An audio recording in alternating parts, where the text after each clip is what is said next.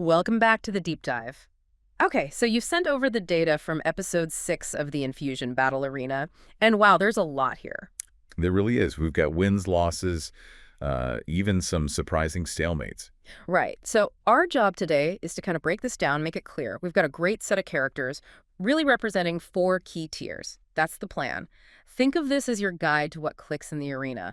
We're looking closely at 4 main figures today. Shang-Chi, who's really top-tier street level, the master of Kung Fu himself. Then Black Widow, operating in that enhanced tier. After her, Colossus, our big superhuman tank. Solid. And finally, up in the metahuman category, Captain Marvel, the Billy Batson version. Gotcha. And maybe just a quick refresher for everyone on how these fights get judged, because it's not just about who hits hardest. No, definitely not. It's always about consistent portrayal, standard gear, the usual ground rules. But the key is how their combat proficiency, that skill level, phenomenal or even unprecedented, matches up against their power level tier. Right, like street, enhanced, superhuman, metahuman. It's like skill versus raw potential. Exactly. Think of it like a master chef, right? They can make something amazing with basic ingredients that's high proficiency in the lower tier. A novice might mess up even with the best stuff. Okay, that makes sense. So today, we really need to quickly go through all 5 fights for each of these 4 characters. That's the only way to see the patterns, the why behind the wins and losses. Sounds good. Where we start? Let's kick things off with pure skill. Street tier. Shang-Chi. All right, Shang-Chi, master of Kung Fu. Street tier, so technically human limits, but his combat proficiency is listed as unprecedented. That's top of the scale, right? Absolutely. And you see that skill payoff immediately. He gets narrow wins, 55%, against 2 guys who are definitely operating above standard human levels. Batman and Captain America. Okay, Batman first. How does Shang-Chi counter the gadgets, the planning, the, bat factor? It's only 55%, so it's close. It is close. The reasoning points to Shang-Chi's just unmatched martial arts mastery. His timing is flawless, he adapts constantly, stays calm. Batman plans for openings, but Shang-Chi, he just doesn't give him many. It neutralizes the prep time advantage, mostly. So skill negates strategy to some extent. What about Cap? He's got the super soldier serum, the shield. That's a huge physical edge, still 55%. Still 55%. Again, it comes down to sheer precision and combat flexibility. Shang-Chi can control the distance, the pace. Cap's enhanced strength and speed become, well, almost predictable targets for someone with Shang-Chi's insight. That 55% shows skill can overcome a physical tier difference narrowly. Okay, next up, Iron Fist. Another 55% win for Shang-Chi. This one feels like it should be closer, given Danny's power. But here's a key technical point from the analysis. Right. It says Danny's chi strikes are damage multipliers, not accuracy boosts. Damage multiplier, not accuracy. Explain that difference. Right, so if Iron Fist hits something solid, like a wall, the chi makes the hit incredibly powerful, massive damage. But hitting Shang-Chi, that's different. He's harder to hit. Way harder. Shang-Chi's defense is so fluid, so adaptive, that even Danny's unprecedented power often just misses the mark cleanly. Shang-Chi applies consistent pressure, stays defensively sound, and wins because he connects more reliably. Okay, this is fascinating. But then we hit a wall. Shang-Chi versus Richard Dragon. 50-50. A perfect stalemate. Yeah, this is basically the arena saying mutual respect. They're both seen as the absolute peak of martial arts in their universes. It's just pure skill versus pure skill. Exactly. Flawless precision on both sides. They understand each other's movements so well, they just cancel each other out. There's no consistent edge, no weakness to exploit. Deadlock. But then comes the loss, and it's narrow, 45%, but it's to Karate Kid. Yeah. Why does Shang-Chi lose to another martial artist, even when considered perhaps the best? This is where skill itself kind of breaks the scale. Karate Kid isn't just peak human skill. His training is from the 31st century. Future Kung Fu. Sort of. Think martial arts evolved to superhuman extremes. The notes mention predictive counters, striking opponents with Kryptonian-level durability. It's skill operating on a level that borders on precognition or physics manipulation.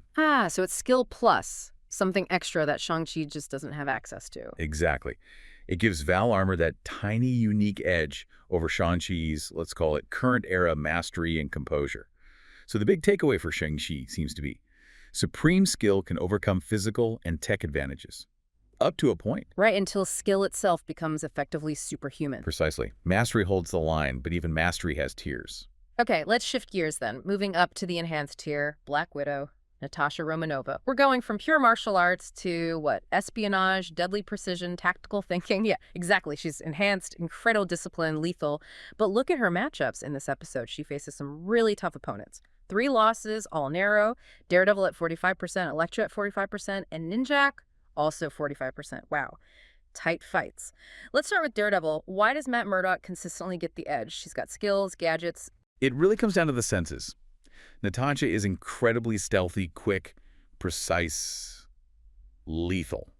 But Matt's heightened senses, combined with his relentless, almost brawling style, it's the ultimate counter to stealth. He knows where she is, what she's doing before she does it. Pretty much.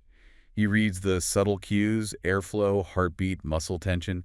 It gives him that split-second advantage he needs to counter her attacks. Sight isn't a factor for him. Okay, that makes sense for Daredevil. But Elektra and Ninjak, they seem like mirror matches in some ways. Why the losses there? They are very similar in focus, which is why it's so close. Against Elektra, the notes point to Elektra's lethal precision, her agility, and just that raw assassin's edge. Widow is versatile, maybe more strategic overall, but Elektra is often just a hair more decisive, more purely focused on the kill in that moment. And Ninjak, similar ruthless efficiency focus. Yes, but with Ninjak, it leans slightly towards gear. He matches her ruthless efficiency, but often brings a slightly wider, maybe more high-tech array of espionage gadgets into the arena fights. That little bit of extra versatility seems to tip the scales just enough for that 45%. Okay, so 3 very narrow losses. What about her wins? She gets a 55% majority over Nightwing. That feels like acrobatics versus assassination. That's a good way to put it. Widow's discipline and focused, lethal efficiency tend to win out over Nightwing's style, which is described as having more acrobatic flair and improvisation. So style versus substance, almost. That way. Dick Grayson is an amazing fighter, no question. But Natasha's training is fundamentally about ending the threat permanently. Nightwing's is more about incapacitation control. In the arena's context, that lethal mindset gives Widow the edge more often. And her biggest win here is against the Punisher, 60%. That seems like a more decisive gap. It is, and the reason seems to be about approach. Frank Castle relies heavily on grit, intimidation, and, well, lots of firepower. Guns. Lots of guns. Right. Widow's superior agility, stealth skills, and mastery of close-quarters combat let her consistently bypass the heavy ordnance. She can close the distance where his guns are less effective, and her CQC skills dominate his more direct, brawling style. So for Black Widow, the pattern is her lethal focus works best against aggressive or acrobatic opponents, but she struggles, narrowly, against those who match her assassin skills or have unique counters like enhanced senses. Exactly. When skill and ruthlessness are equal, it often comes down to a very specific counter or advantage. All right, let's jump up a couple of tiers. Superhuman territory now with Colossus, Pyotr Rasputin. Organic steel skin, immense strength. Yeah. How does he fare against other powerhouses? Colossus is all about that durability and raw power. Yeah. You see it work well against certain types. He gets a solid 60% win rate against Luke Cage. Okay, Cage has unbreakable skin. Why does Colossus win decisively? Far superior raw strengths and overall battlefield toughness. Cage's skin is incredible defensively, yeah, but Colossus hits significantly harder and has more sheer mass and power behind those hits. Output beats pure defense here. Makes sense. He also beats Wolverine 55% of the time. That feels like a classic slugfest. It absolutely is. It's basically an attrition battle. Hmm. Logan has the healing factor, the claws. He can definitely hurt Colossus. But Pyotr's superior strength, his own immense durability, and, importantly, his reach give him the edge. He can keep Logan at bay more easily, and his hits matter more. Right.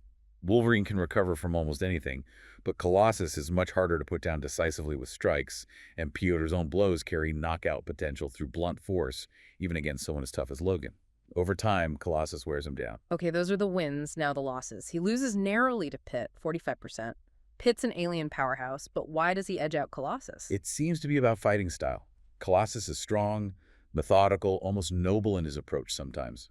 Pitt, he's described with alien physiology, greater agility, and pure feral combat instincts. So chaotic and unpredictable. Exactly. Pitt doesn't fight conventionally. He's bringing an animalistic, unpredictable violence that's hard for Colossus's more structured approach to counter effectively.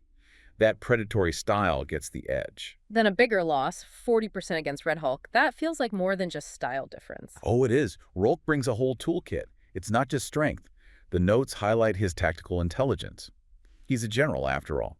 Plus, his energy absorption and escalating rage. Ah, the energy absorption. That's key against a kinetic hitter like Colossus. Massively key.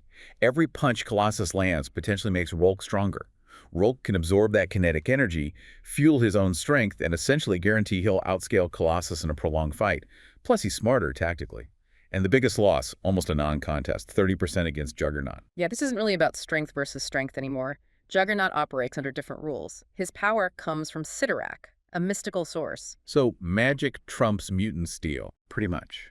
It grants him mystical invulnerability and that famous unstoppable momentum. Raw superhuman strength, even at Colossus's level, just can't overcome that kind of fundamental advantage. It's like trying to punch a law of physics. Kane eventually walks through him.